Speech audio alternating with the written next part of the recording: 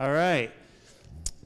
I invite you to come back in and find your places. We'll begin our next session with another song. So if you take your hymnals and open to number 212, we'll sing, "'Tis almost time for the Lord to come." Amen. And I'll give you one opportunity to spend a few more minutes on your feet as we sing. Why don't we stand and sing? 212, number 212. "'Tis almost time for the Lord to come," I hear the people say. "The stars of heaven are growing dim. It must be the breaking of the day. Oh, it must be the breaking of the day. Oh, it must be the breaking of the day. The night is almost gone, the day is coming on.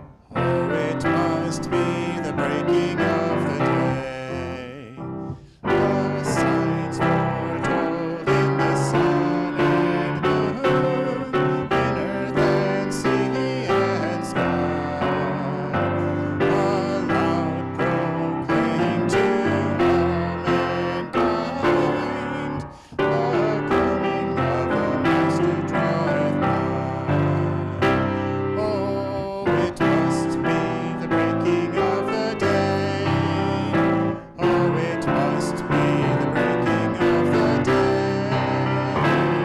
The night is almost gone, the day is coming on. Oh, it must be the breaking of the day. It must be time for the waiting church to cast her pride away, with girded loins and burning lamps, to look for the breaking of the day. Oh, it must be the breaking of the day. Oh, it must be the breaking of the day. The night is almost gone, the day is coming on. Oh, it must be the breaking of the day. Go quickly out in the streets and lanes, and in the broad highway, and call the maimed, the halt and blind, to be ready for the breaking of the day. Oh, it must be the breaking of the day. Oh, it must be the breaking of the day. The night is almost gone, the day is coming on. Oh, it must be the breaking of the day. Bow your heads with me while we open with prayer, please. Father, again, we're so thankful for this message in song, that your coming is soon, but there is a work of preparation, and that's what we're about this afternoon. We invite your Spirit, we plead for your Spirit, not only to inform our minds, but to empower our lives to live out the things that we learn today. We pray in Jesus' name, amen. Amen.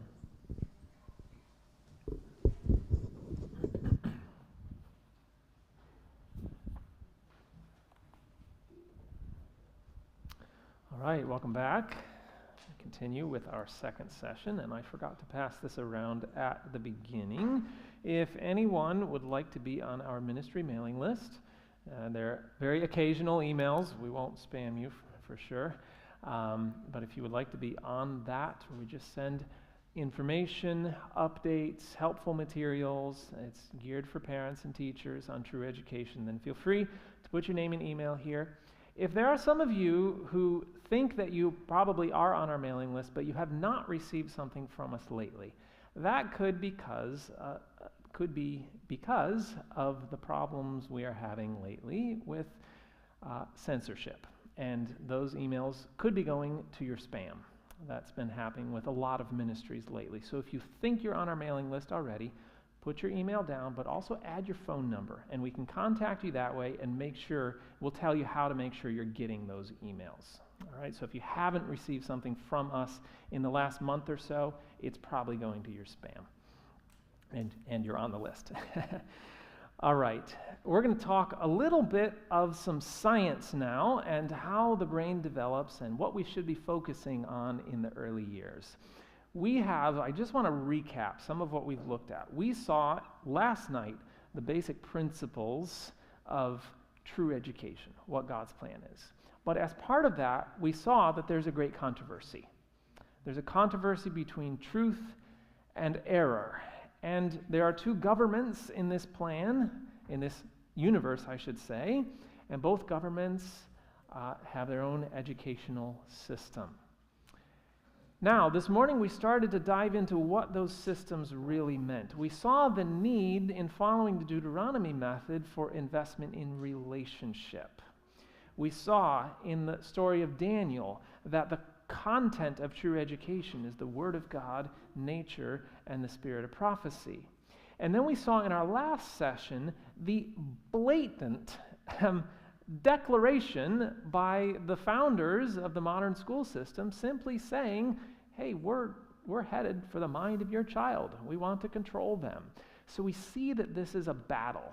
There is a lot at stake, the souls of our children at stake. I want to hone in, though, on what's happening in the early years, because, as I mentioned already, many times we can be following or we can be trying to follow true education, and so we do homeschooling, but many times even within the home we find ourselves following false plans of education. So I want to talk about this, what is happening in the early schooling and how we can be making the same mistakes within the home. We find a fascinating statement about Christian education, that parents should be the only teachers of their children until they have reached 8 or 10 years of age, as fast as their minds can comprehend it. The parents should open before them God's great book of nature. All right, so here we have a description of true education, or a curriculum, if you will, in the first 8 or 10 years of life. Who should be the teachers? Parents. What should the textbook be? Nature. The only schoolroom for children until 8 or 10 years of age should be in the open air, the opening flowers and nature's beautiful scenery, and their most familiar textbook, The Treasures of Nature. All right, so the teacher should be the parents, the textbook should be nature, and the schoolroom should be out of doors in the open air. Does that sound like your average kindergarten program today? Far cry from it, right? Why? Might there be two systems of education going on here? Might there be a battle for the minds of our children starting at a very early age? Might there be an attempt to get our children out and away from those ideal teachers before the age of 8 to 10? Absolutely. They did a study and they compared kindergarten classrooms in 1998 with 2010. They found that in 1998, 29% of kindergarten teachers said children should learn to read in kindergarten. They asked the same question 12 years later, and now we had 78% of children, of kindergarten teachers saying yes, learning to read would be the appropriate thing to do in kindergarten. A bit of a shift in what we're expecting out of a kindergartner, maybe. In 1998, there were around 53% of kindergartners in full-day kindergarten programs. 12 years later, now we're up to 81% in full-day programs. Again, another attack, getting those children away from the parents at an early age. But it's not only that, it's about what is being taught, as we find that time for art and music has dwindled, with around 90% of kindergartners being taught to read, around 97% composing and writing complete sentences, and 99% learning capitalization and punctuation. Kindergarten is not what it used to be. Some of maybe the older generation who went to kindergarten remember a play-based, hands-on, exciting, fun learning environment. Not anymore. We're focused on the academics at a pretty early age. School districts today report a more structured kindergarten program that centers on specific academic objectives and emulates what once was a grade 1 focus. So we've taken what used to be happening in grade 1, now we're making it kindergarten, and we just keep making it earlier and earlier. There have been a lot of reasons for this. One of them is a push from politics. Kindergarten has since the 1980s become increasingly academic, with big pushes from President George Bush's No Child Left Behind and President Obama's Race to the Top. And today, many children are being asked to do things they are not ready to do. Under the Common Core state standards, the snowball has escalated into an avalanche which threatens to destroy appropriate and effective approaches to early education. The kindergarten standards, in use in over 40 states, place huge emphasis on print literacy and state bluntly that by the end of kindergarten, children are to read emergent reader text with purpose and understanding. So we've seen a huge push for reading at a very early age. There's an increasing societal focus. So it's coming from politics, it's coming from the Common Core standards, and it's just becoming part of society. Focus on academic readiness has led to a focus on structured activities that are designed to promote academic results as early as preschool, with a corresponding decrease in playful learning. So much so that now only 30% of U.S. children no longer have recess. This isn't university. Kindergarten, no recess. You got to focus on the academic study. Things have changed. Teacher-led instruction in kindergarten has almost entirely replaced the active play-based experiential learning that we know children need from decades of research in cognitive and developmental psychology and neuroscience. Meanwhile, there is no research evidence to support claims that earlier is better.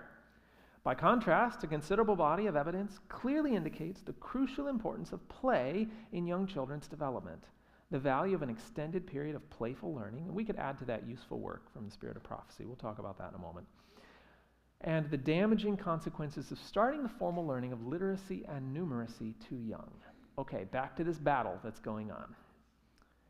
We see the push in the world, academics at an earlier and earlier age. But what does God say? What should be happening at an early age? Character, right? Focus on character. The Bible should be the first textbook. Actually, nature should be the first textbook, then the Bible. The parents are the only teacher. The schoolroom is in the out of door. So God has designed this system of education, which is to develop character, strong spiritual character from an early age. And now we have the opposite system that's gone away from the play-based hands-on things, and they're focused solely on the academic pressure. Now, I could spend the next 3 hours, I won't bore you, don't worry, talking about all the science as to why this is wrong. I want to talk about a little bit of it now in this session, but I just want us to, again, consider the battle going on here and these two separate focuses. One is focused on character, the other is focused on the academic pressure. What are the damaging effects of that academic pressure at too early of an age, either in the school or in the home? Let's talk about some brain development. Does anyone know what this is? A neuron. Okay. It's what your brain uses for all of its functions. And there are many processes of brain development that must occur. One of the most important is something called myelination. Myelin is an electrically insulating compound. It coats the axon of the neuron, kind of like insulation on an electrical wire, and it speeds the information transfer. When we talk about the brain developing, when we see our little child and they're learning to talk, they're learning to walk, and all these things that are exciting parts of development, a lot of what we see externally, that we see developing, what's happening inside is the myelination of those neurons, because it speeds the information transfer and it makes them usable. Now they can connect, and we say, that area is developing. And that's not only a physical development that happens, but it's also mental abilities that are dependent upon myelination processes. Myelination of appropriate brain regions coincides with the development of specific cognitive functions, such as reading, development of vocabulary, and proficiency in executive decision making. So yes, it's learning to walk and to talk, but it's also the ability to read and developing vocabulary and many other things that are all dependent on this process of myelination. So you may be saying, okay, how does this myelination thing work? When does it begin? What stages develop first? It occurs in stages and on a pretty set schedule. Let's look at the schedule. This is a vast oversimplification of brain development, but I've tried to simplify it as much as I could to make it really applicable to this situation. So from conception to 15 months, we have very basic brain development occurring. Then 15 months into 4.5 years, we tend to have a focus on the limbic system and the relationship areas of the brain. This is, I should pause, this is why it's so important that the little ones are with their parents at an early age, as they're developing that limbic system, which has a lot to do with emotional security and strength, and relationship. This is, again, very important for them to develop at an early age. So, yeah, at this young age, moms, keep your little ones with you.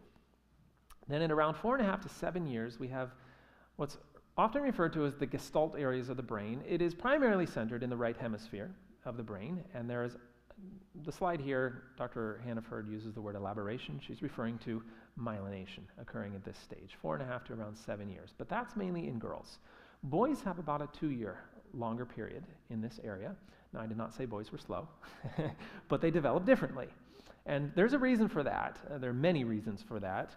One of the most important ones is that many of the areas that help encourage spiritual strength are in these areas of the brain that are developing in the first years of life. And so what's God's purpose for our men? Spiritual leaders, right? So God has designed some extra time there to develop those areas of the brain. Around 7 years in girls, around 9 years in boys, we have the logic areas of the brain, often referred to the left hemisphere. It's not purely that, but it's that area myelinating, and that's around 7 years in girls, around 9 years in boys. And then around 8 years, we have the frontal lobe beginning its major period, and that continues into the 30s. So I just want to focus on these 3 areas, the Gestalt areas, logic areas, and frontal lobe. Let's look at some functions of these areas of the brain. I do want to clarify, it's a myth that you're right-brained or you're left-brained, and this is a simplification.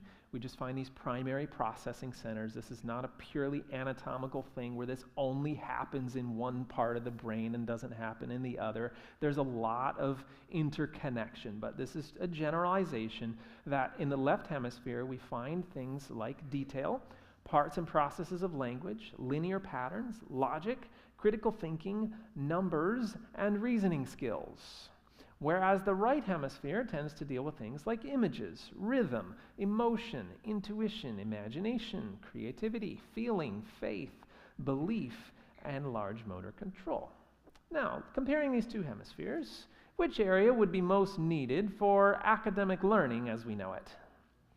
The left, absolutely. You're going to need that detail, the language, the numbers, critical thinking, all those things. Are you going to use the right? Sure, you'll use both. But you really need that left hemisphere well developed for good academic learning. We also find, I mentioned left hemisphere, right hemisphere, and frontal lobe. As part of the frontal lobe, we have the primary motor cortex. And that helps deal with fine motor development, inner speech. Fine motor development, very important for handwriting. Inner speech is important for internalizing what you're reading.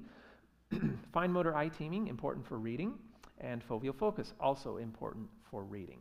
All right, let's go back to our schedule. What age did we see that left hemisphere really begin its period of development? Around 7 years in girls, around 9 years in boys. Do we have a problem? What's a typical school starting age? 4, 3, 18 months in some states. I mean, it just keeps getting earlier and earlier. So what happens if we try to push the academic focus when that area of the brain that helps control those functions hasn't developed yet? Well, we cause some problems. And again, I just want to clarify, I don't like using the word right hemisphere and left hemisphere because I've learned in presenting this over the years that people take that to mean that the left hemisphere just kind of sits there idle for a while the right hemisphere develops. And look, if you look in the science and the research, you're not going to find that. It's not that cut and dry. What is very clear, though, is that the general areas of the brain, that's why we usually call it the Gestalt and the logic, the areas of the brain responsible for many academic types of learning are not developed until around 8 years of age and even 10 in boys. This is extremely well supported by the science, the research. So the question is, all right, the brain isn't ready for this emphasis on academics, either in the school or in the home. It's not ready for that. God says it should be, nature should be the only textbook, not the textbooks of man. So what happens when we try to push the academic learning too early? Can we accelerate learning somehow? Can we speed this process up? Unfortunately not. Alan Wolf, pediatrician at Children's Hospital, says it's a myth that we can accelerate a child's developmental milestones. Children are kind of pre-programmed to reach those points. Now here's a secular scientist basically saying, well, God designed them to develop in a certain way. He's not admitting that God designed it that way, but who pre-programmed the children to develop that way? Obviously that was the Lord. So, what happens when we have the little child and we're asking them to do a type of learning that they're not ready for? What happens? Well, to understand this, let's understand the plasticity of the brain at an early age. God designed that the brain would adapt and mold itself to its environment, and it also, this plasticity enables the brain to compensate. Even in adulthood, I was talking with a neurosurgeon, and he said, you know, we can do surgery on a brain. We can take a little part out, and as long as we don't take out too much, the brain can actually compensate for the part that we took out. And it's an incredible ability God has placed into the brain to be able to compensate for an area that hasn't developed or has been removed, even though it's not ideal, even though it's not God's original plan. So if we have a little child here, and he's in class, he's being asked to do something for which the correct regions of the brain have not developed yet, because of the brain's ability to compensate, it's going to go looking around and it's going to find, here's a part of the brain that has developed. I should be using this part, but that's not ready yet. Let me go find somewhere that has developed and has myelinated. And so it says, here's a part that has myelinated. At 4 and 5 years of age, this is going to be a very basic thinking center. So they really should be using a higher thinking center of the brain for the academic learning, but that's not developed. So at an early age, we have very basic thinking centers developed, and the brain starts utilizing that. It just makes do. And it sort of forms, well, it does. It forms a habit. It starts routing the thinking through there. And you do it over and over and over, as school does, lots of repetition, and you drill it into the brain, and they're functioning okay. Later on, when the correct region of the brain has developed, well, the brain's already formed a bad habit, and it's not going to just switch to that correct region later on. So if a task is asked of the brain for which the corresponding region is not matured, it will form neural routes through lower, more developed sections, resulting in almost permanent organizational damage. Trying to force a child to learn a concept for which they are not ready can actually do damage to the unmyelinated brain. So that's my explanation based on a lot of research and on the science, but let's hear some actual quotes from some scientists. Here's Dr. Jane Healy, an educational psychologist, a leading educational psychologist of our day. In her book Endangered Minds, wrote, "Before brain regions are myelinated, they do not operate efficiently. For this reason, trying to make children master academic skills for which they do not have the requisite maturations may result in mixed-up patterns of learning. If the right brain system isn't yet available or working smoothly, forcing may create a functional organization in which less adaptive, lower systems are trained to do the work." So she just puts here in a nutshell everything we've just seen from brain science. Put even more clearly, trying to drill higher level learning into immature brains may force them to perform with lower level systems and thus impair the skill in question. And so what we begin to create is something called learned helplessness. Learned helplessness is an interesting phenomenon where the child is not helpless at learning. They're not incapable of learning something, but they believe that they are incapable of learning something. They have learned that they are helpless at learning. And typically this is subject specific. We've all heard children who are like, yeah, I can do math, but not reading. Or yeah, I'm good at English, but not math, right? And children are actually believe themselves incapable of learning a particular thing, usually because it was attempted too early, before the brain was ready. Dr. Raymond Moore, in his book, School Can Wait, the child who is required to learn things before he is ready may quickly tire of them, or he may become anxiety-ridden and so frustrated he will not try at all. I often wonder how many children decide they are dumb. Notice, they decide they are dumb. They're not really dumb, but they decided it about certain subjects, when the truth is that someone simply laid on the learning too soon in a form other than the one they needed to receive it in at the time. Any learning that has to be pushed into a child may end up doing more harm than good. Plunged daily into the fire of inappropriate expectation, children's early promise shrivels and non-learning becomes a habit. They may be labeled, treated, exhorted, and eventually tutored, but the basic issue remains unchanged. The school and the child are on different schedules. And that's really the problem here. Because there's two systems of education in this world. One of them is following God's schedule, and the other one is following an opposite schedule designed to work against the development of good character at an early age.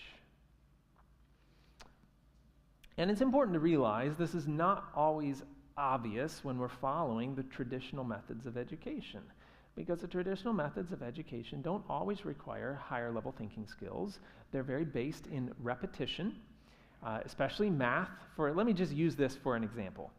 You can take a child whose brain has not fully developed yet, isn't able to conceptually understand math at a higher level yet, and you can give them exercises on paper and drill it into their brain from an early age. That's what we do. And they can even get straight A's because you give me the formula, I can run the calculations. But don't give me a word problem, right? We all have seen the child, especially if we've worked in education of any kind, we've seen the child, or maybe we can relate to this of our own experience. Yeah, I can do the calculations, but I hate word problems because, well, you just don't understand it. You don't understand the concept of the math. But if we wait till they're older, we learn through everyday life, then they can learn these concepts quite easy. So parents, be patient. Don't succumb to the pressures of the world to teach these things. Remember, God's plan is to learn character, studying from nature, learning from the parent at an early age.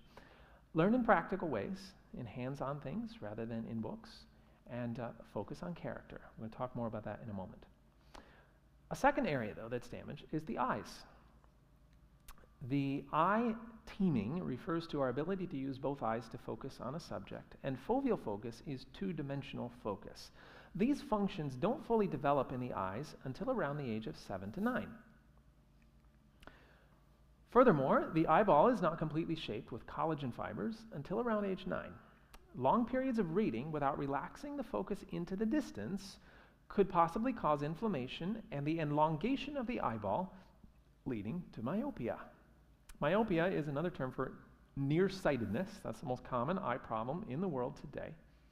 And what we're finding is that, well, I'll get to that in a moment. So the rates of myopia, difficulty seeing distant objects, are soaring. The trend is matched in many other countries, causing eye doctors to wonder what could be causing the decline in human vision. All right, let's understand myopia. We have, on our left-hand side, the normal eye, which is rounded in shape with a focal point at the back of the eyeball. The myopic eye is elongated. It becomes stretched and elongated, and that changes the focal point to farther up the eyeball. Now, when you look into the distance, your eyes are at rest.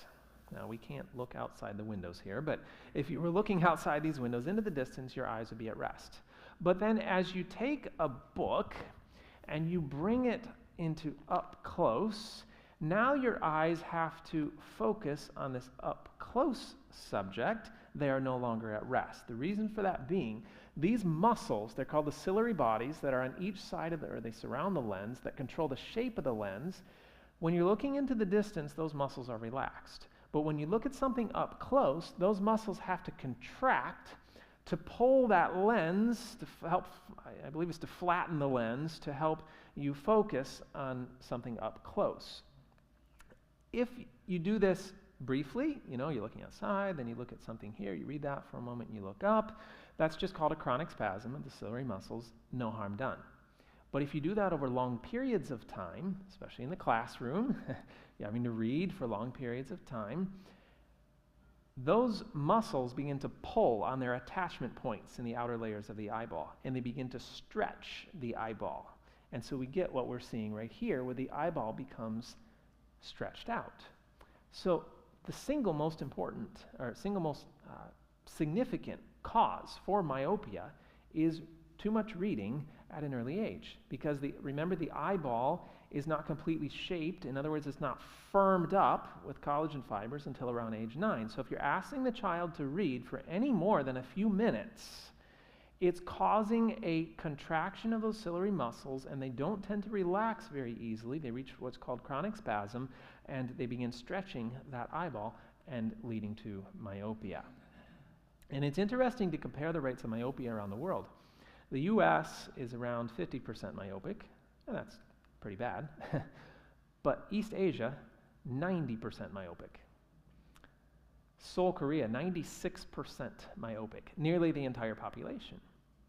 Now, scientists have been wondering, well, what's causing this rapid increase in myopia around the world? But when they started comparing the different countries, it became pretty clear. But scientists have, well, I should say eye doctors, for many years, have always said that this is a genetic factor. Myopia is genetic. You go to your eye doctor today, say, hey doc, why do I have myopia? He'll say, well, did your parents have bad eyes? You know, it's just a genetic factor. But then they did a study in Alaska. Now, Alaska became a state, I believe it was 1949, wasn't it? Somewhere around then, rather late in the game, and they had an interesting situation with large populations of indigenous peoples, the Inuit and the Eskimo, who had not gone or were not going to the traditional systems of education. They were not doing school at a very early age. But then Alaska became a state, and they started requiring schooling for the children. So now you had an entire generation of children and young people who have gone to the traditional educational environment at an early age, while the parents and grandparents had not. So they looked at the rates of myopia. They found the children were around 60% myopic. Now, if myopia is genetic, what percentage would we expect to find in the parents and grandparents? More than 60, right? Because age would certainly be a factor. Here's what they found. Can you see it?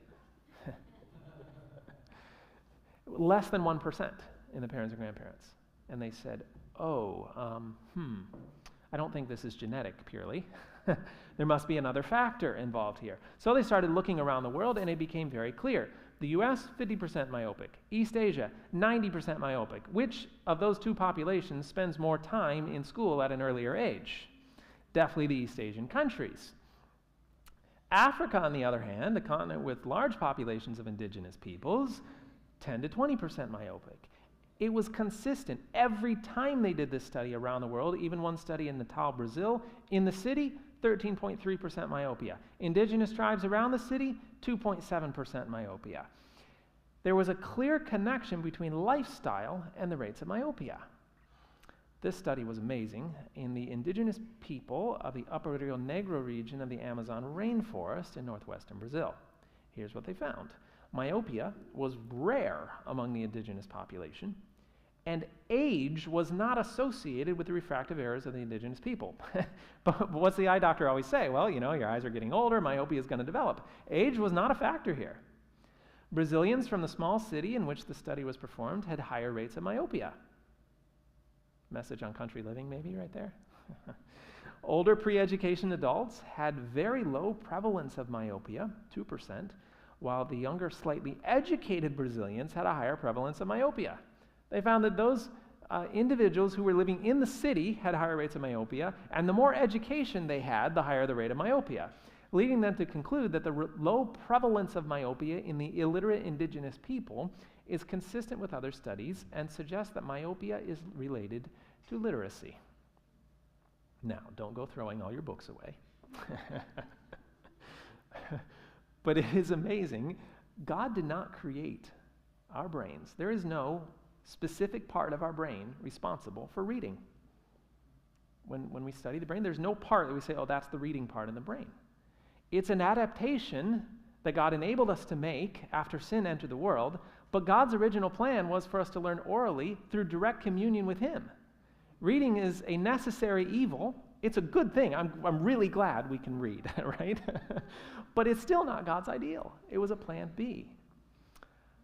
Now, we can help avoid these problems of myopia by simply waiting to begin the reading until a later age. Now, it's okay if a child teaches themselves how to read, is interested in books, that's all right. You just want to limit it to short periods of time so they're not straining the eyes prior to around age 9 or 10. Close-up work is one of the major factors in the development of myopia. And that's not just reading. Crafts, coloring, all those sorts of things. If it's up close, it's going to be a factor to the development of the eye. But there's another factor, a lack of time outdoors. God's message was time in nature. We know from study that children who spend less time outside were at a greater risk of developing myopia. So if you weren't getting outdoors, they found those children had a higher chance of developing myopia. Now, again, back to this diagram, we saw the myopic eye was rounded in shape, while the normal eye was rounded in shape, while the myopic eye became elongated. Keep that term in your mind, elongation. Light stimulates the release of dopamine in the retina, and this neurotransmitter, in turn, blocks the elongation of the eye during development. Wait, wasn't that myopia? The elongation of the eye? So light causes the release of dopamine into the retina, and that blocks the elongation. It prevents myopia from developing. You say, okay, light. Like, my kids are supposed to stare into a flashlight for some time? How am I supposed to get this light, right? Children need to spend around 3 hours per day under light levels of at least 10,000 lux to be protected against myopia. All right, lux is a measurement, first of all, how many hours a day? 3, that's a lot of time. Lux is a measurement of the volume, the total volume of light. It's not the intensity of a single light source, but it's the total volume of light. So if you go outside and stand in the shade on a sunny day, you'll be getting about 10,000 lux. So it's not full sunlight. Full sunlight is more than 10,000. But in the shade on a sunny day would be around 10,000 lux. It's full daylight. But if you come inside, then that lux, that light that's coming through that window, so outside the window you might be getting 10,000, but inside, that light becomes dissipated into the volume of this room, and the lux measure begins to drastically drop. Anyone want to take a guess, who hasn't heard this seminar before, what the average well-lit classroom or office is in a lux measurement? Who wants to go halves? 5,000. Anyone? No? Pessimistic group. All right. A quarter? 2,500? No, not even that. 1,000? A tenth? 500 is the average well-lit classroom or office. Far below what is necessary for the development of the eye.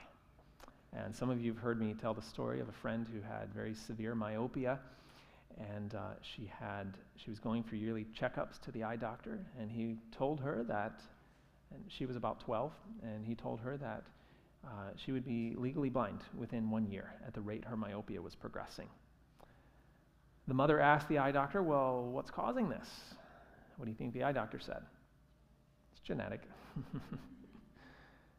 So she's driving home, she's thinking about it, she's like, that doesn't make sense. First of all, the Bible says the cursed causeless shall not come. There's a reason. Second of all, she said, my son has near perfect vision. So if it's purely a genetic factor, why does my son have perfect vision and my daughter is about to go legally blind? That doesn't make any sense. So she did some research. She found this study about spending time outside. She goes, oh, now that's interesting, because my son, I can't get him indoors. He just lives outside, whereas my daughter hates going outside. I wonder if there's a connection. So she said, all right, we're going to have a change to our family schedule. Talked to her daughter and said, you are now required to go outside for at least 2 hours every single day. Oh, that was a battle. But she obeyed, and she went outside, and she would study outside. She'd practice her violin outside. She didn't really get the whole thing about, physical activity and that kind of thing, but at least she was outside getting those 10,000 lux. 6 months later, they were back to the eye doctor. He checked her eyes out, and he said, I don't really get this, but your eyes are the same as they were 6 months ago. They said, thank you very much. They went home, didn't tell the doctor what they were doing. They wanted an unbiased opinion. A year later, they were back to the eye doctor and said, and he checked her eyes out again. And remember, she should be almost legally blind by now. He said, I don't get this. Your eyes are the same as they were a year ago. There's been no progression of your myopia. What happened? I've never seen this. They said, well, we found this research, and spending the time outside, and went over that with the eye doctor. And they said, do you think maybe that was the factor? The doctor said, no, that's just coincidence. I don't think that was a factor. They're God's methods. God's methods work, amen? So parents, to make this practical, spend several hours outside every single day with your children. Limit the close-up work and the reading. Limit and eliminate screen time. Screens are typically held very close to the eye, so be very careful about that. There's more. Physical development. All right, what are the two most common commands given to children in the classroom? Sit still and be quiet. All right, you sound like you were experienced with that. Sit still and be quiet. Is there a problem with that? Well, actually there is. We know from research, I've talked about this already, all the benefits of physical activity. We understand how valuable that is to brain development. We also, I can't skip this one. In order for a child to be able to sit still, pay attention, and visually remember the shapes of letters and numbers, that's school, right? In order for that to happen, the child first needs to have developed his or her proprioceptive system. That is a sense of the body in space. And what research shows, the only way they're going to develop their proprioceptive system is whole body activity. Running, jumping, climbing, playing, these sort of things, they develop that proprioceptive system, which we now know from research, a poorly developed proprioceptive system is very linked to a lot of learning disabilities today. So we could actually fix a lot of them by just having sufficient physical activity. But there's more. The brain-derived neurotropic factor is a powerful chemical that is very beneficial even to the adult brain. It is released when we exercise. Every time we move our muscles, there's a chain of protein reaction that happens, and BDNF, the brain-derived neurotropic factor, is released into the brain. And what research finds is that it is required for myelination to proceed. That process of brain development, it needs BDNF for that to happen. So literally, children need to move for their brains to develop. So we're telling them to sit still all the time, we're preventing their brain from developing. I think the parents need to go to educators and say, why is my child sitting down for 6 hours a day when he's a 7-year-old boy and he needs to move? Imagine what would change if all parents asked that question. But the Spirit of Prophecy told us this. Small children should be left free as lambs, to run out of doors, to be free and happy, and should be allowed the most favorable opportunities to lay the foundation for sound constitutions. Amen. But you know, sometimes we've misunderstood this. Some parents take this to mean that free as lambs, run out of doors, free and happy. All right, so the kids get up in the morning, I give them some food, open the door, boot them out, come back at supper time. Who's ever seen some lambs playing? Anyone? Seen some sheep? All right. Who's nearby? Mom, right? The mother lamb is there also. This isn't the absence of the mother. This isn't the kids doing what they want for the first 8 or 10 years of their life. No, this is about dedicated, focused attention on the development of character. And this is addressing the need to be out of doors and active, but mom needs to be there with them. So as much of the day as possible should be active. Be sure to play together. Play is important.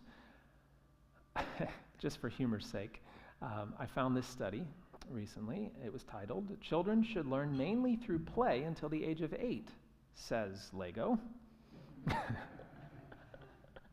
Well, I guess they probably would say that, wouldn't they?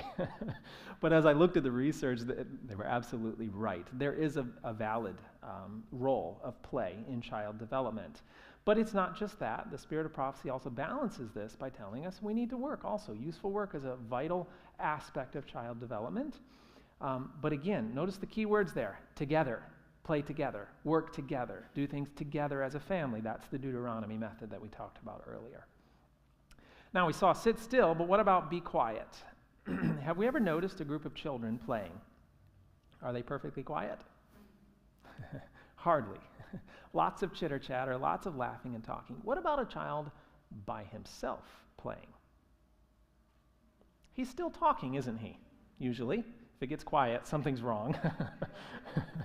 He's talking. Who's he talking to? Just himself, right? That's because of something known as inner speech. Inner speech is the ability that most adults develop to be able to think without having to say it out loud. We still catch ourselves thinking out loud at times, but that's okay. We have the ability to think internally and process something. We can read silently and think about what we're reading without having to say it out loud. Children don't have that ability until around age 8. Children need to talk out their thoughts. So if we're telling them to be quiet, we're preventing them from thinking. They have to think out loud. So does the elderly also, right? People say we go back to childhood as we age. Maybe that's true. Good language, like the synapses that make it possible, is gained only from interactive engagement. Children need to talk as well as to hear, but the conventional system just talks to the children, right? Very little interactive engagement. Now this is fascinating. I just found this recently. So insistent is the need for outer speech to hear one's own voice and thoughts that silent reading is ineffective before the age of 7. So we tell our child to sit there and just read to themselves. They're really not getting much out of it because they have to be able to say it out loud. Making this practical, be sure to have a quiet, simple lifestyle. It gives them a chance to just explore and to talk to themselves, think out loud. Individual time with adults is important through conversation and being allowed to talk to themselves. And then certainly the aspect of talking together is very, very important. Simply having conversation is excellent for children's development. I found some research by neuroscientist Joe Frost recently who said the number of words an infant hears each day is the single most important predictor of later intelligence, school success, and school competence. The single most important predictor. However, recent brain research supports earlier studies concluding that there can be too much stimulation and too little stimulation. Merely filling the child with information or scheduling too many activities may lead to overstimulation. So, what do they need? Live language in a warm, emotional context with a caring adult, not endless, mindless television or video games, boost language development. Information received in an emotional context is more powerful in stimulating neural development than information alone. Even the tone of voice makes a difference. And what the research is finding, they've even done studies where they will have recordings of the parent's voice versus the actual parent's voice in live format. And the live parent's voice affects the brain in a different way than even the recording. And that should tell us something, especially in terms of the children having their devotions. It's easy to send them off and have them, just listen to something, but it's much better that they sit on mom or dad's lap and they read them a Bible story and actually talk with them. That's the method of Deuteronomy. It will affect the brain in a much more powerful way. And so we get to the fifth area, and that is emotional development. We used to kind of think that there was emotion and then there was cognition, but now we realize they're absolutely integrated. And furthermore, we know that emotional development lays the foundation for cognitive development. Emotional development lays a foundation for cognitive development. This is why when we have a child with a learning disability of some kind, a good researcher will go and look at the home environment. And more often than not, they'll find some kind of disturbance, some kind of emotional neglect, a divorce, something like that, that's triggered an emotional imbalance that is then linked to the cognitive or the learning disability. And the best way to develop emotional security is through quality relationship, as we've talked about already today.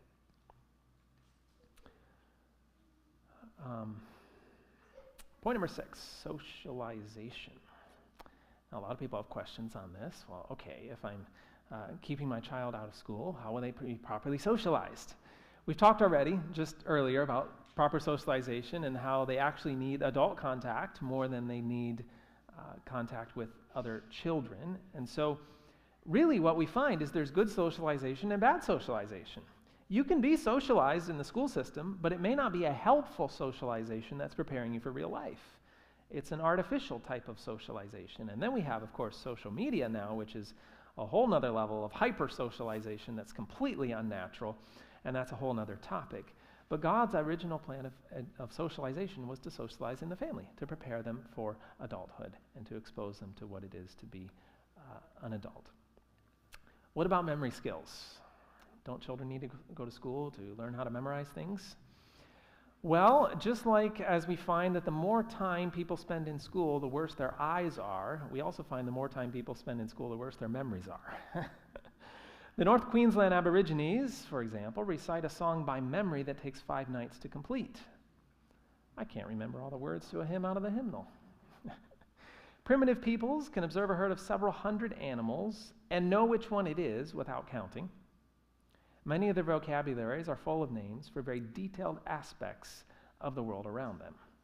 How is this possible? I think I was in Tanzania, Africa. I was talking about some of this stuff, and someone told me, yeah, that's absolutely true about seeing a herd of animals and knowing which one is missing. I said, really? Tell me about this. And the person telling me was director of a livestock program. She said, yeah, we have native Maasai who come and take care of our cows. And these men will take the herd of 70 cows to the watering hole in the evening, and they'll just take a glance over the herd and say, and they'll mention to their companion, hey, we're missing such and such a cow. And they name the cow they're missing. And at one point, this individual who's telling me the story, she said, I went to them and I said, can you please teach me how to know when I'm missing a cow? I mean, I am the director of this livestock program. I need to know these sort of things. How do you guys know this when you're missing a cow? And they look at her with shock on their face. Like, how do you not know you're missing a cow? It was just obvious information to them. While the schooled person depends heavily on external signs, such as the written word or Google, right, to hold knowledge for him, the primitive native depends on memory. Every detail of a landscape is remembered with what seems to be a photographic memory, even the first time passing through. Though most children have an eidetic memory, it is rare among schooled adults, but not among primitive non-schooled adults. So we're actually schooling the memory out of our children. We need to give them a chance for the natural environment, and following God's schedule, and will help develop the memory abilities. All right, but what about reading? How will children learn reading properly if we don't start it at an early age? Again, they find starting later actually generates better reading abilities. And I understand, though, this is a concern for many parents, so let me just address how good reading abilities can develop. One thing to consider is just the fact that in many schools, children are identified as behind with reading before they would have even started school in many other countries. So what's the standard that says you're reading on time or you're late in learning to read? It's very arbitrary. In one country it's this, in another country it's this. We need to go by God's standard. All right, but the question would be, if there's no standard as to like when they're supposed to read, how can we just lay a good foundation for good reading skills? Science makes this very clear. The Early Childhood Research Quarterly, a well-known scientific journal, found that the foundation of later reading, and in particular reading comprehension, is language.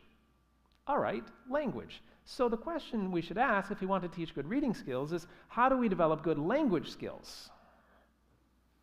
How do we do that? How do we develop good language skills? Listen, all right, and I heard it also. Talking. It's really that simple. It's really as simple as following the Deuteronomy method, which says all day and every day spend time together and talk of these things when you sit, when you walk by the way, when you lie down, when you rise up. We're laying a foundation for good reading skills here. Talk together would be a start. Secondly, answer the questions, the incidental learning opportunities. Take advantage of those. When the child asks, Mom, how do I write my name? All right, I'll explain that to you. What's that letter? Mom, what's that sign say? Mom, what's the name of this book? Mom, you know the questions, right? Over and over and over, all throughout the day. Just take advantage. Take a minute, take 30 seconds, and teach in that little moment. And then you can move on. And chances are, if you're following the method like this, also be sure to use books and reading as a source of gaining needed information about something rather than a drill that you're forcing them to do. You have to read this many words and this many paragraphs, and then you're released from your reading duties. Now, that's a very artificial way of doing it. Just make it a natural learning environment. And as you do this, more often than not, the child will teach themselves how to read. This is borne out by extensive research, and I've lost count of the number of parents who have told me their experience where their child just taught themselves how to read. I remember talking with one mom who said one day her son brought her a book, and said, "Mom, I'm going to read you a story." And she thought, great. And she was expecting the book is upside down and it's a made-up story. Well, he opened the book correctly and he actually read her the story. And she's like, wait a second, how'd this happen? He doesn't know how to read. So she said, oh, you know what? It's a story he knows pretty well. He's probably just memorized it. So she turned to another part of the book that she knew he didn't know very well. She said, okay, read me this story. And he read it to her. In her words, she said, I was a little upset because here it was my job to teach him how to read and he beat me to it. But then she realized, no, actually I did teach him how to read. It was just through everyday life. When he asked a question, I'd take a moment here and there and he just put the building blocks together in his mind and the reading blossomed.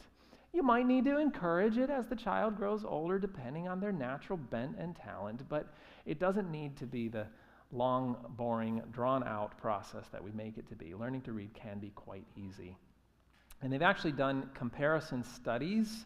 I want to put a chart up here. This is an amazing bit of research they did, that they measured average decoding and reading fluency in two groups of children. They had a group who started reading instruction at age 5 and another who started at age 7. And they compared these two groups and their abilities at different ages. So we have our first group at age 5 beginning reading instruction. This is measuring their decoding and reading fluency. At age 6, we have that first group advancing. The second group evidently are teaching, there's a few of them teaching themselves how to read already. They're developing a few abilities on their own, even though they haven't begun instruction. Then at age 7, we have that second group beginning their period of, or their time of reading instruction. At age 8, let's just pause right here. Look at this early group compared to the later group. They're nearly twice the abilities, right? And let's just pause right there. Because this is an age where we're often comparing children, age 8 or so. Oh yeah, are they reading it? You know, what grade are they in? How are they doing in this? And we're making all these comparisons. So if you made the comparison at this age, you would conclude that it's better to start earlier. But what if we kept tracking this a little longer? Look what happens at age 9. That group who starts later advanced rapidly in their abilities, nearly catching up to the group who started earlier, while the group who started earlier plateaued in their abilities because the thinking was routed through the lower thinking center. And then if we look at age 11, look what happened. That group who started later has passed up the ones who started earlier, which tells me that there were 2 years wasted for that earlier group, right? We could have been focusing on character development then. But instead, we follow along with the traditional methods of like, yeah, I need to be teaching them how to read, and it was a wasted amount of time. Those who started later actually did better. The children who started at 5 developed less positive attitudes toward reading and showed poorer text comprehension than those children who had started later. And our findings suggest that reading is not assured by an earlier beginning. But here, I just found this recently. This is the most amazing little story I've ever read. Well, not ever, but amazing little story on this topic. It is true that some children can learn to read remarkably early. But the fact that they can does not necessarily mean that they should. Should is another question. One school district set up an experiment to help decide this question. Some kindergartners in the district received extensive instruction in reading. Others spent the same amount of time learning science. They melted ice. They observed thermometers in hot and cold places. They played with magnets, grew plants, learned about animal life, and so on. Books and pictures were available for these children if they wanted them, but no formal lessons in reading were held. So what were the results? You got the scenario here? 2 groups of children in a kindergarten classroom, or maybe multiple classrooms. The first group is just learning science, fun, hands-on stuff. The other one, emphasis on reading. Let's get them started early.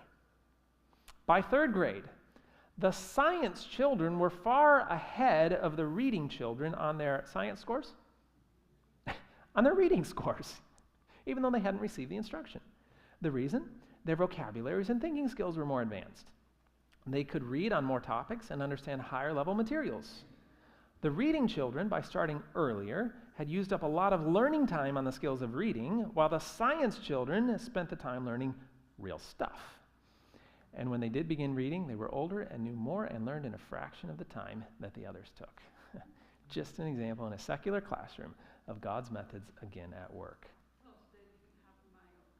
Plus, they didn't have myopia. Yes, thank you for that point. So again, parents, if you want to teach your children how to read, lay a good foundation. I just want to be really clear here that we don't get the impression from this that, okay, the first 8 or 10 years we're just hands off and the kids just kind of, figure it out and learn something if they can make it. No, this is a very intentional time on the part of the parent, but it's just the focus is different from what the world has. Talk together, read to the child, allow plenty of time for movement and activity, utilize the questions and the incidental learning, keeping in mind your focus is on character development. Now, it is important to mention the effect on boys. This is a solemn point, really. We've seen the attack on boys and men today, right? I don't have to point out all of the ways in which Satan, it's evident that he does not want male leadership in our homes and in our church. This is just one of them, and not the only, but is one of the methods that he is using. Because of that 2-year difference in brain development, all the negative effects that we've just been talking about, they're going to be intensified in the boys if we start early. And what are the results? Well, boys today are not learning as well as girls. They receive 70% of the D's and F's given all students. They cause 90% of classroom discipline problems. 80% of all high school dropouts are boys. Millions of boys are on Ritalin and other mind-bending control drugs, and 3 out of 4 students labeled learning disabled are boys. Did God just create boys to be a problem? I asked that question one time, and there was a brother and sister on the front seat, and the sister was very quick to assure me that yes, boys were certainly the problem. But no, of course not. God's design for the boys was to be the spiritual leaders of their homes, of their families. And yet, what are we doing in this situation? We're conditioning them, perhaps subconsciously, we're not saying it this way, but we're conditioning them that they're dumber than the girls, right? Or as I've heard it said, we're treating boys like defective girls. We look at the girls, oh, they're doing great. Well, something must be wrong with the boys. Not something's wrong with them, they're just different. They learn differently. They need a much more hands-on, active environment. A girl can adapt a lot better to the traditional school environment from an early age than a boy can. And that's why we're going to see more problems in the boys. They just need more time. Boys can do great at academics, but they just need some extra time. The early curriculum is more accelerated than ever before. Boys are expected to do too much too soon. Their brains aren't ready for it. They begin their school careers in the dumb group. They're frustrated with their lack of ability. They start disliking school, and they begin to avoid it. We're seeing that even more than ever now. Again, I know I'm moving quickly past a lot of slides here. You can get all this information in much more detail on my DVD series. Let me just quickly mention ADHD. I go into this in detail on the DVD series, but we are finding now from research, let me just say it this way. Early schooling is one of the leading factors in causing ADHD symptoms. In fact, I like to say ADHD is one of the most misdiagnosed problems today, when the correct diagnosis would simply be boyhood. They're just more active. They just struggle to sit still and pay attention. One study found that delaying kindergarten for 1 year, this is only 1 year, imagine if we waited 2 or 3 years, only 1 year delay, reduced inattention and hyperactivity by 73%. Do you realize in the research what a significant margin that is? Usually you might find 2-3% difference, on a study. 73% improvement by just delaying a year for an average child at age 11. And it virtually eliminated the probability that an average child at that age would have an abnormal or higher than normal rating for the inattentive hyperactive behavioral measure. Now, won't children be left behind if we wait until the 8 to 10 age to start academics? No. I don't want us to get the idea that we're going to wait to this age and then, all right, let's crack the whip, and 14 hours a day we're going to cram all this stuff that you were missing from the previous 3 years. No. This is a completely different system. Let me just use a simple example. Well, let me first mention this, that children who start after age 8 usually end up far ahead of the early starters, simply because when they're given time for their minds to develop, they're going to experience a lot less frustration, and they're going to learn a lot faster because they're ready to learn it. And study after study after study has shown this to be true. All of the learning necessary for success in high school can be accomplished in only 2 or 3 years of formal skill study, if the brain is ready for it. Now, how does this work? Let me just give a simple example. Let's suppose that in first grade we began with teaching the addition of ones. The brain's not quite ready for it, so we have to do lots of repetition. Repeat, repeat, repeat. We drill these things into the brain. They're using the lower thinking centers, but they've got it. They've learned how to do those calculations. So even though the brain's not quite ready, they're moving along in their classwork. Anyone have the answer to this problem? We're all laughing. 8. Okay, thank you, Rob. Our mathematician helped us out. All right. Second grade, what are we going to do? Well, we're going to make it, this is called the spiral approach, where every year you study the same thing, you just make it more difficult each year. So we're going to begin teaching addition of tens. I'm not saying this is what is taught in each grade. I'm just using this as an example. Please don't take this as this is what happens in each grade. But second grade, you make it a little more difficult. And so again, the brain's not quite ready. Repeat, repeat, repeat, repeat. You drill it into the brain. Anyone have the answer? All right. So third grade rolls around. What are we going to do? Well, you got to review the previous 2 years because they forgot it all over summer break because they never really understood it very well to begin with, and lots more repetition, drilling it into the mind, repeat, repeat, repeat. Give you a moment to calculate. What was that? All right, 289. Now, fourth grade rolls around. What are we going to do? All right, we're going to make it even more difficult. Review the previous 3 grades and repeat, repeat, repeat, drill it into the mind.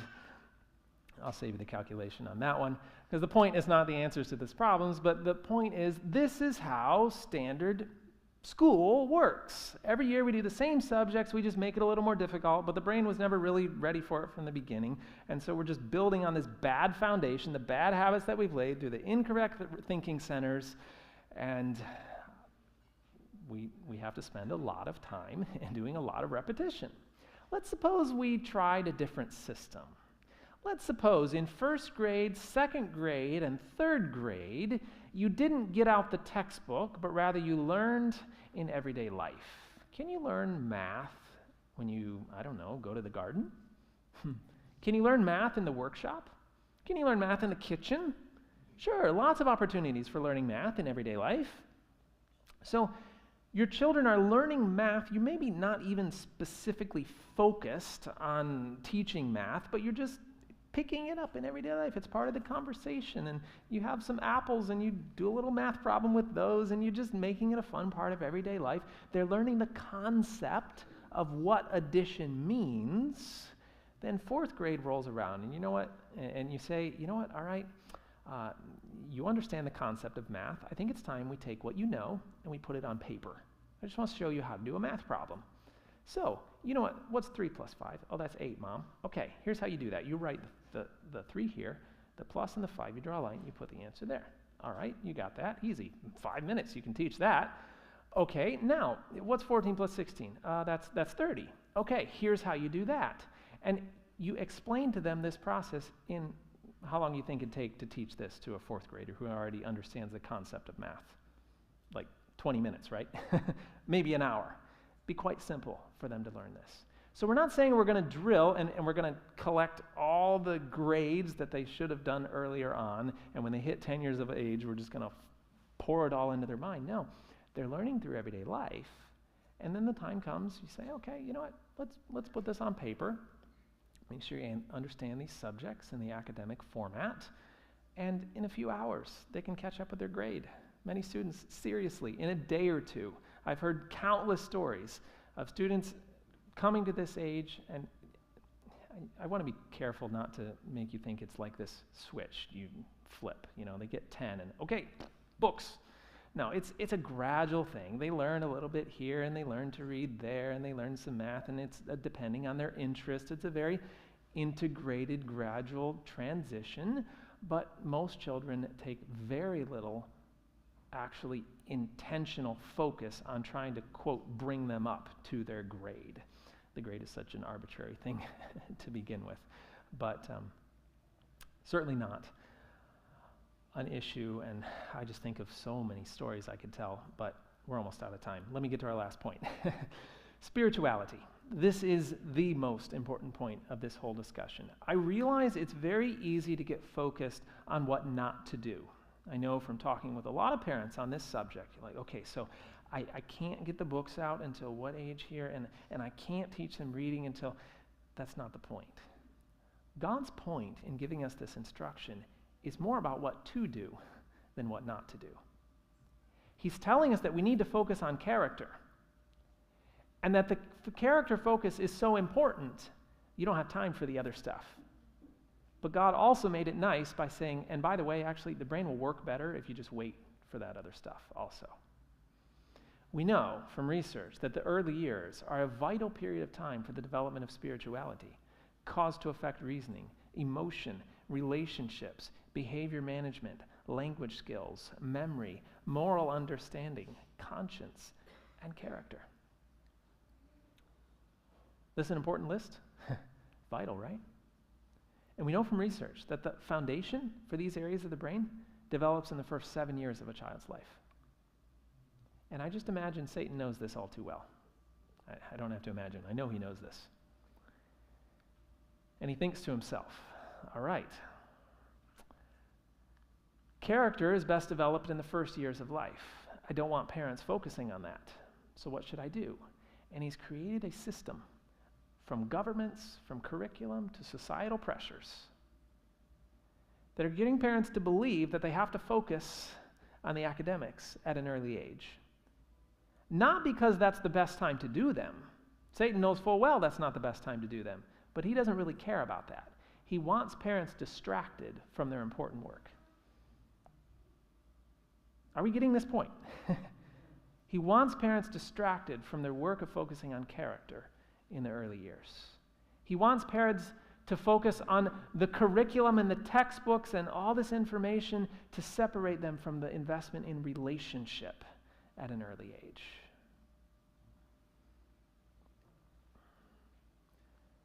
Parents, especially mothers, should be the only teachers of such infant minds. Does it say caregivers? Does it say you feed them? No, it says teachers. That tells me there's an active part for the parent to play, even at this age. By the way, infant minds, in the context here, it's referring from birth through age 7, up until the age of 8. So what should they do if they're the teacher? Well, they should not educate from books. I don't know how much more clear you can get. It just says you should not educate from books. The children generally will be inquisitive to learn the things of nature. Okay, so if you're not educating from books, what should you be doing? Educating from nature. This is not an absence of education. This is a very focused emphasis on education, but it's a different focus than the world has. They will ask questions in regard to the things they see and hear. Didn't God know something about children? They will ask questions. And parents should improve the opportunity to instruct and patiently answer these little inquiries. They can, in this manner, get the advantage of the enemy. Who wants the advantage of the enemy? Don't we all? And fortify the minds of their children by sowing good seed in their hearts, leaving no room for the bad to take root. The mother's loving instructions at a tender age is what is needed by children in the formation of character. And the Bible spoke of this when it said, to everything there's a season, a time to every purpose under the heaven. There's a schedule. God has a perfect schedule for everything. True education is not the forcing of instruction on an unready and unreceptive mind. The mental powers must be awakened, the interest aroused. And Jesus talked about this when he said, first the blade, then the ear. After that, the full corn in the ear. And the gradual development of the plant from the seed is an object lesson in child training. He who gave this parable created the tiny seed, gave it its vital properties, and ordained the laws that govern its growth. The little one should be educated in childlike simplicity. Childhood answers to the blade in the parable, and the blade has a beauty peculiarly its own. Children should not be forced in their precocious maturity, but as long as possible should retain the freshness and grace of their early years. Anyone here ever grown any corn? All right, a few of you. Imagine you planted some corn. A week later, you go out there, and you see some little corn plants coming up. What is your reaction? I don't get it. I wanted corn. I just have plants. This is no fun. Is that what you're going to say? No, you're going to be like, I have corn. And somebody looking at you is going to be, what are you talking about? How do you know that's corn? That's just a plant. Do you have corn or not? Well, no, but you have the promise of corn, right? You have the potential of a harvest.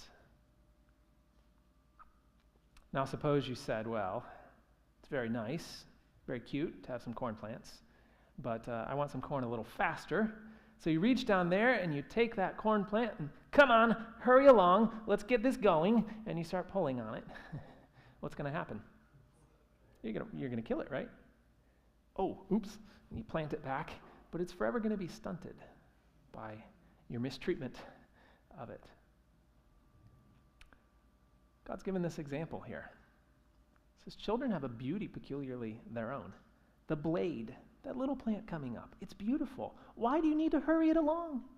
Take advantage of this precious opportunity to develop a character, just as you would with the plant, giving it the perfect environment, giving it just what it needs, and the sunlight and the water and the right conditions, making sure something doesn't fall on it and bend it in the wrong direction, giving it what it needs to get a good, strong start on being a strong plant in adulthood. Same thing with children. Give them a strong start on character. We started with this statement at the beginning, and it's amazing to me how many times we've looked at this statement and have said, that's kind of old-fashioned. Maybe that doesn't apply. Maybe that counsel was just given because school was different back then. Have we seen the research, friends, that has just made this so clear, like beyond the shadow of a doubt? We've seen the research that has supported this statement. And so we say, God knew what he was talking about. But friends, how many things do we have research, or do we have counsel on in the spirit of prophecy that we don't have the research for yet? There's plenty. Are we going to wait for the world to prove God right? We're going to move out in faith, trusting that what he has counseled us is always correct. Amen? We're blessed with counsel in the spirit of prophecy and education. I haven't counted the words, but I believe it's probably more than nearly any other topic in the spirit of prophecy. We have no excuse not to follow God's plan. He loves us. He wanted our best at this critical time in Earth's history that we need to understand true education. All right, let's have a word of prayer. We'll take a quick break. Father in heaven, thank you for this counsel. Thank you for the research available to us. Lord, forgive us for how we've maybe at times felt that your counsel was a bit outdated, maybe not applicable today, and we see it's applicable more than ever in preparing our children for the crisis. Help us to follow obediently and humbly in your way. Thank you, Lord. We ask in Jesus' name. Amen. All right, we'll take 13 minutes. Come back at 5:30 for our final message. Again, just want to remind you, I saved the best for last. And it's a message that is not recorded in any of my material. I'll also get some material set up on the table back there, so you want to peruse that when we're done, as well as taking time for question and answer. So run around the church a few times and come right back at 5:30.